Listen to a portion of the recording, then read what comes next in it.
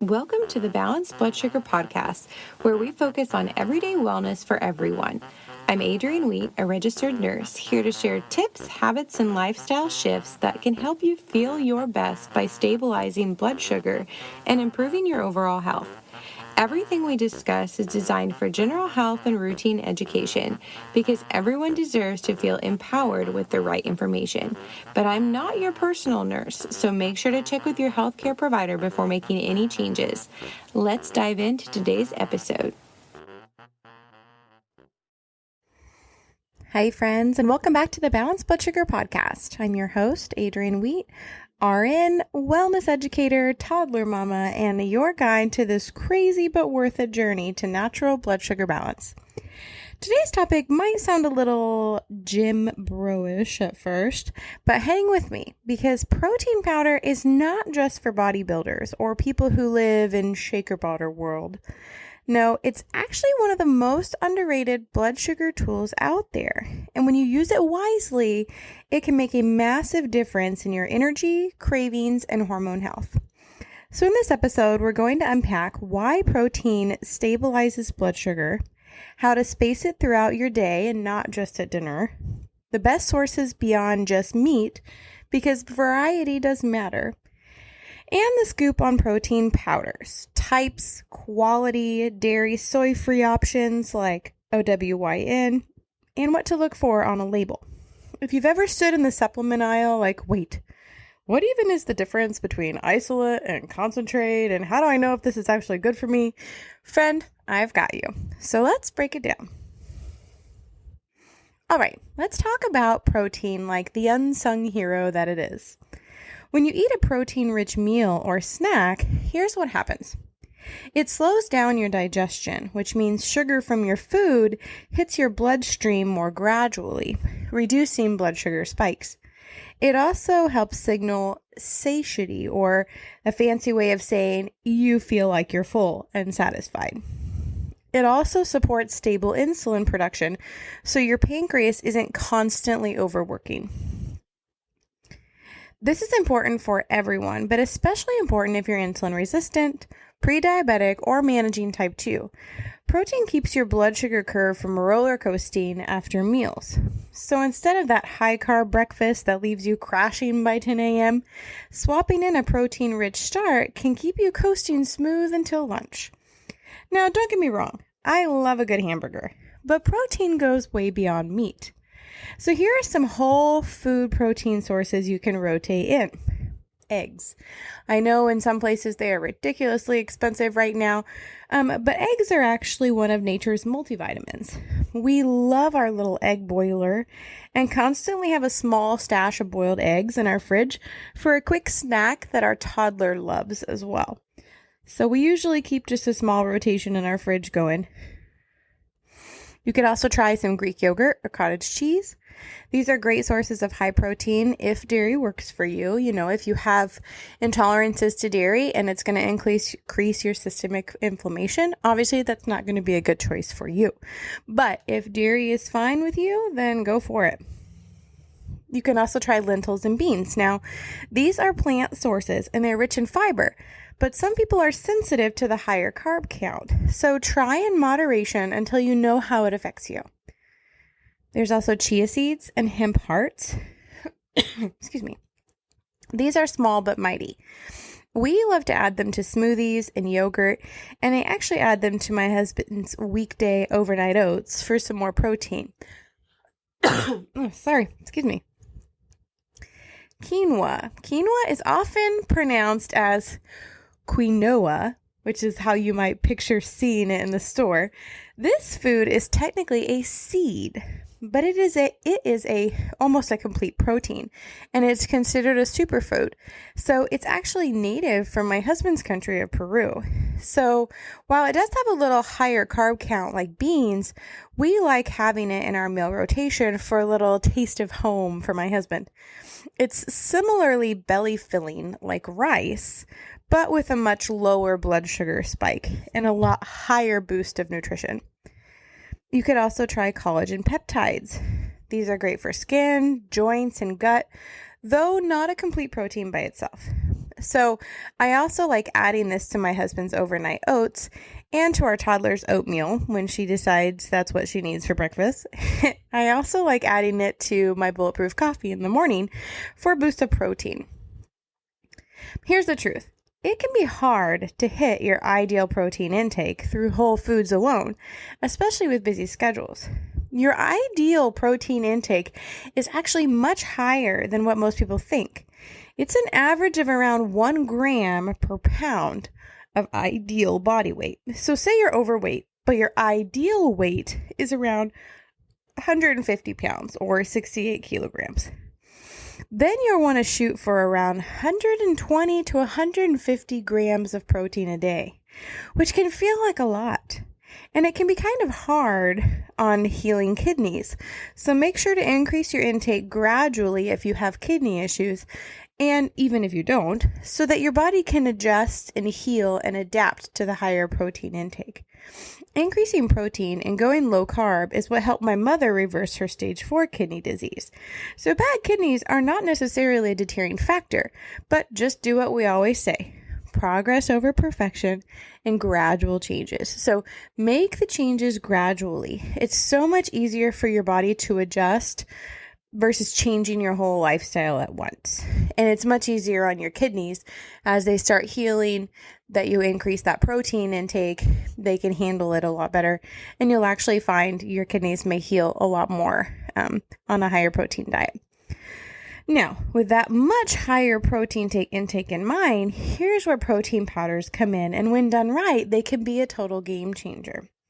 Because we advocate for a kind of a moderate to high protein diet with a low carb diet. So, because you don't want to have an overload of protein, but honestly, it's really hard for people to hit that mark. So here's why I love protein powder for basically everyone. It's fast. I mean, busy life, right? Am I right? It's easy to digest when whole food isn't really appealing. It's versatile. You can add it to shakes, oatmeal, baking, pancakes, you name it. And it fills in the protein gaps that we often miss at breakfast and snack time, especially for blood sugar. A protein shake first thing in the morning or as a mid-afternoon snack can blunt glucose spikes and keeps you from raiding the pantry out of desperation at 4 p.m. But before you scoop that mystery powder, let's talk quality. As many may not be aware, there is no regulation in the U.S. around supplements, which often includes protein powder. So you want to make sure you're getting it from a quality source that does testing and is not going to be overloading you on toxins or heavy metals, because that's just going to make your systemic inflammation worse. So in the protein powder aisle, it's a little bit intense. So let's break down the most common types that you'll see. You'll see whey protein. This comes from milk, and there are 2 different types. We have whey concentrate, which is a less processed version. It retains more nutrients, and it may have more lactose. Then there's also whey isolate. This is a more processed, higher protein percentage with lower carbs, lower fat, and lower lactose. Whey is best if you're not dairy sensitive. It has great bioavailability. It's easy for your body to absorb. But it may increase inflammation if you're dairy intolerant. And sometimes you can tell that by being gassy, bloated, crampy, nauseous. If you have any of those types of symptoms when you're having whey protein, then you might be dairy intolerant. Another option is casein protein. This is also dairy-based. You could also be intolerant to this one as well, but it tends to digest more slowly, and it's, as I said, it's not great if you're dairy sensitive or dealing with inflammation. Then you have plant-based proteins. These are often made from peas, brown rice, hemp, pumpkin seed, chia. They have a lower allergen risk. So if you find you have a lot of food sensitivities or intolerances, a plant-based protein is usually a little easier for people. You want to look for blends that make it a complete protein. And the protein powder that we use, called OWYN, which stands for Only What You Need, does this beautifully.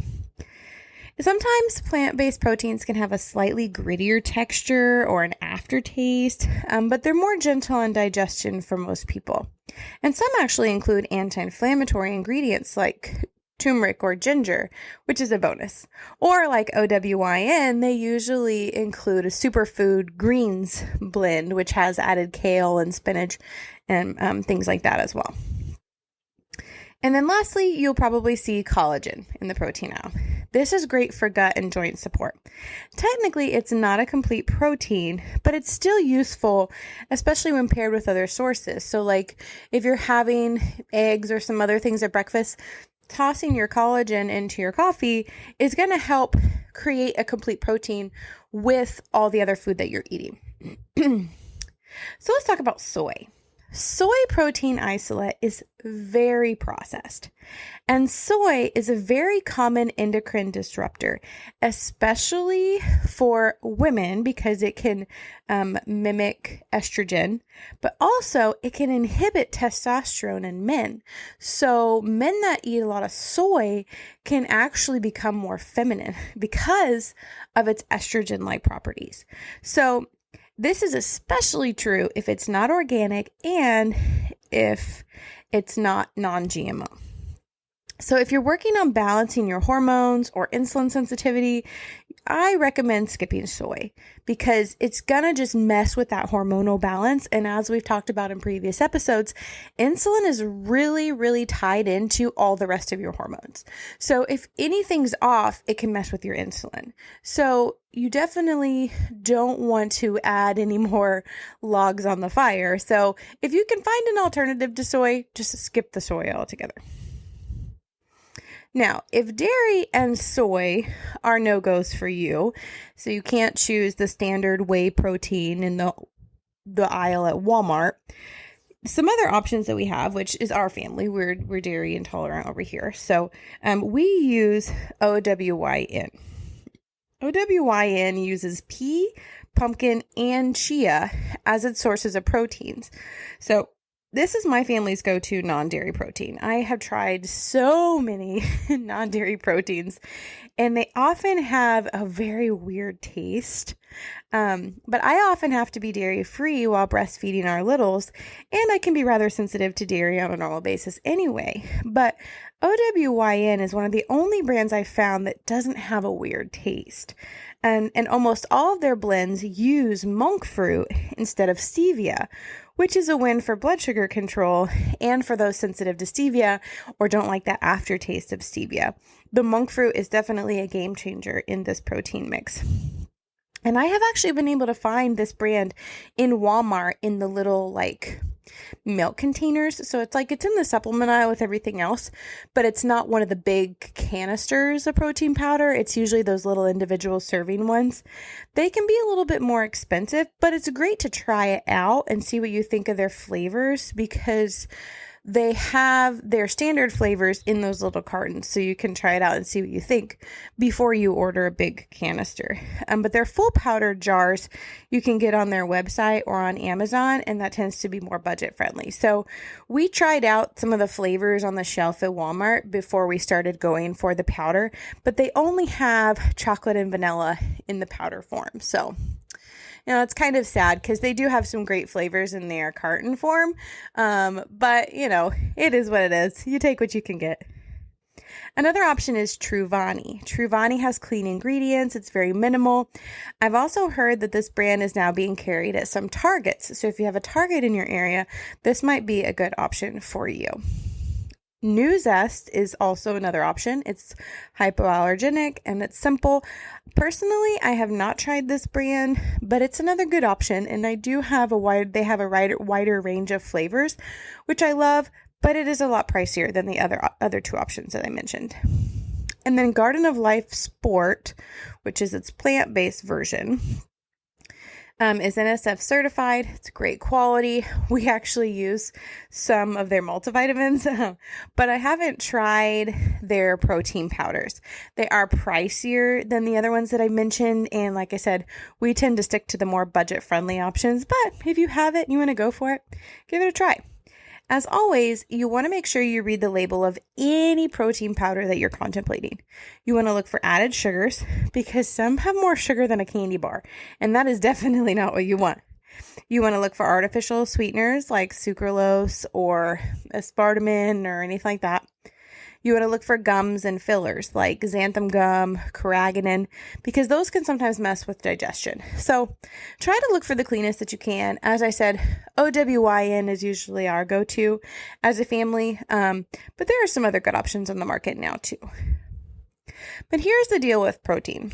Protein is an anti-inflammatory when it comes from clean, whole sources. But overly processed powders with a bunch of additives, not so much. The wrong protein powder can actually spike your cortisol, which will drive up your blood sugar. It can irritate the gut, as we've been talking about, the last month in our gut series. Gut inflammation equals blood sugar issues. So the wrong protein can also trigger immune reactions that create low-grade chronic inflammation. So you just want to make sure that you're choosing something that's good quality, that has good ingredients, because the right protein helps support lean muscle, which can improve your insulin sensitivity.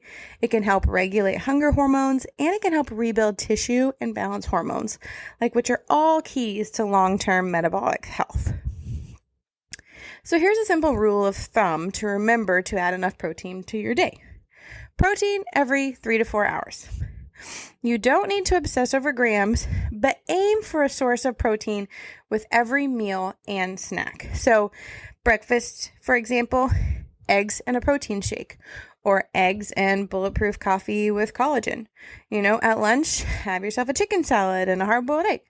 Or for snack, have some Greek yogurt or protein smoothie. Dinner, have salmon, roasted veggies, and quinoa. Or a dessert, have a protein keto mug cake, because that totally is a thing, and the egg in that totally counts. Most women do particularly better with 20 to 30 grams of protein per meal and a little less at snacks. But overall, just try to throw that protein in there. Just throw at least a protein source into every meal or snack throughout your day. So instead of grabbing, just avocado toast for breakfast, avocado on keto toast, that's one of our faves, toss a boiled egg on top of that, so just try and just throw that protein in throughout your day is really going to help. And here's what I love. Protein, just like everything else we've been given, is part of God's design for healing and sustaining the body. It's not about obsessing and tracking every macro or stressing over every scoop and counting every gram. It's about honoring our temples, stewarding our health, and recognizing the tools that God has given us to support healing. So whether you're dealing with blood sugar swings, inflammation, or just trying to get through the day with more energy, know this: you are not alone, and progress, not perfection. Every step forward is a win. Every time you put collagen powder in your coffee, it's a win. Every time you have a protein shake, it's a win. Every time you eat a boiled egg with your snack, it's a win. So here's your challenge for this week. Take inventory of your current protein habits, and then try a new clean protein powder. I listed my faves in the show notes so you can easily find them. And then try to add a protein-rich snack into your day and see how you feel. Energy, cravings, mood, all of it. And if you've got a favorite brand or recipe that you find and you love, tag me on Facebook or Instagram at Wellness Through Unity, and I would love to see what you're loving. So thanks for hanging out with me today and for caring enough to keep learning, growing, and showing up for yourself and your health, because you are doing way better than you think. And don't forget, if this episode helped you, please leave a quick review.